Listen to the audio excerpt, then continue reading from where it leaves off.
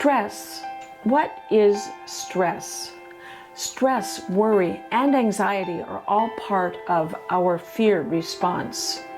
When we begin to understand the differences between these different components, we can then develop strategies to help us learn to tolerate the stress that we experience in our life on a daily basis. Notice I said tolerate, not eliminate the stress that we experience in our life. Make sure you watch all the way to the end, because you are going to learn why we want to tolerate and not eliminate the stress that we experience in our life on a daily basis. Hi, I'm Dr. Jonette. I'm an ER doctor, clinical professor, researcher, mother, as well as a grandmother. Watch the following video, and as you watch it, I want you to notice in your body what you are experiencing, what you are feeling within your body.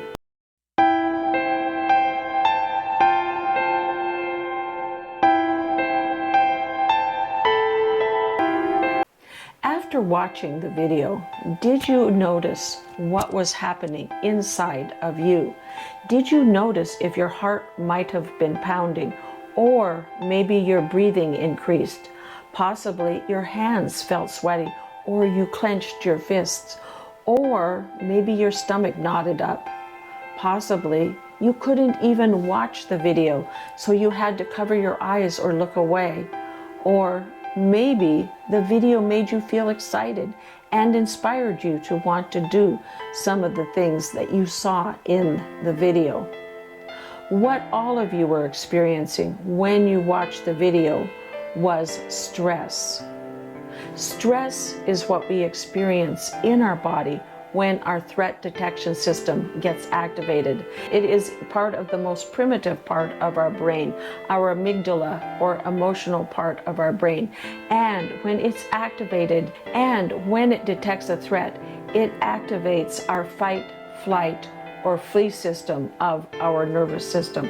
When that happens, there's no input that's coming in from our thinking brain or our prefrontal cortex. It all is happening within that primitive part of our brain, and it happens very quickly to flood our body with stress chemicals and stress hormones such as cortisol, adrenaline, and noradrenaline.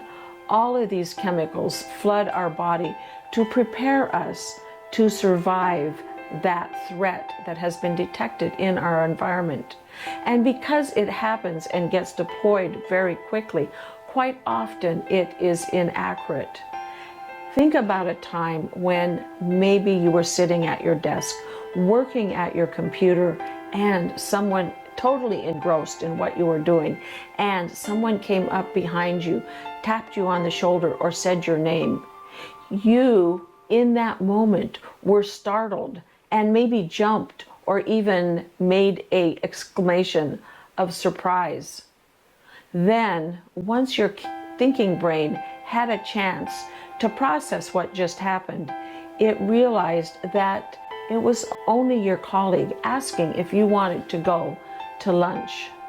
You may have felt a little foolish or even laughed off the incident. And once you realized what had happened, your body began to calm down and return fairly quickly to its natural state of well-being. Stress, or that fight, flight, or flee system in our modern society, that fight, flight, or freeze reaction may get triggered multiple times throughout our day. We call this acute stress. Acute stress is when that system gets triggered by things like someone cuts us off on our way to work, or we get in an argument with our boss or a coworker. Maybe we come home and our child has an emotional meltdown, or we get in another argument with our partner. All of these things throughout our day trigger our stress, our acute stress response, and our fight, flight, or freeze system gets activated. Learning to tolerate that acute stress teaches us how to bring our body back into balance quickly, and we begin to upregulate our state of being, to be constantly living in acute stress, constantly being activated, we then begin to experience what is called chronic stress. Chronic stress is when our body is constantly living in that survival mode, that mode of being stressed and feeling like something bad is going to happen. It's the chronic stress that contributes to our health conditions like hypertension, heart disease, stroke, autoimmune disease, and our mental health problems like depression and anxiety.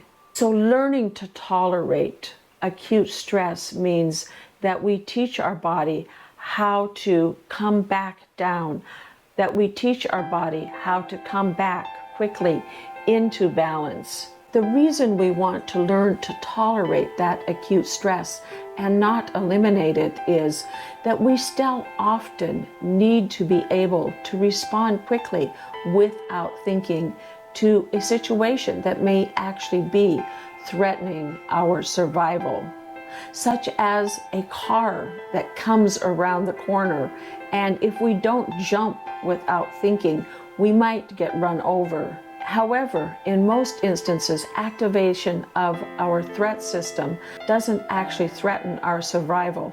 So by learning to tolerate that acute stress, by learning how to bring our bodies back into balance, we are able to keep our bodies from moving into that chronic stress that is so damaging. Our ancestors actually instinctively knew what to do to bring their bodies back into balance after they experienced an acute, life-threatening, stressful episode. And those strategies that they used clear back as far as caveman days are still actually useful, helpful, and applicable today in our lives to help us learn how to tolerate stress. In next week's video, I am going to discuss those 5 methods that have been used throughout the millenniums to help our bodies maintain their natural balance and tolerate stressors that we all experience throughout our day. Thank you for watching, and if you found this information valuable, please click that like button and subscribe. Also, if you want to make sure you get notified when I post the next video for these 5 key and very important strategies for helping you learn how to tolerate the stress in your life, please sign up for notifications. When you sign up for notifications as well as subscribe, you are telling me what content you find valuable, and I then know what type of content I can create to help you use neuroscience to create the life that you want to live. It also helps my channel analytics and helps me reach a personal goal of mine, which is to get 10,000 subscribers by the end of this year. For more information about how you can use neuroscience in your everyday life, go to my website at drjonette.com.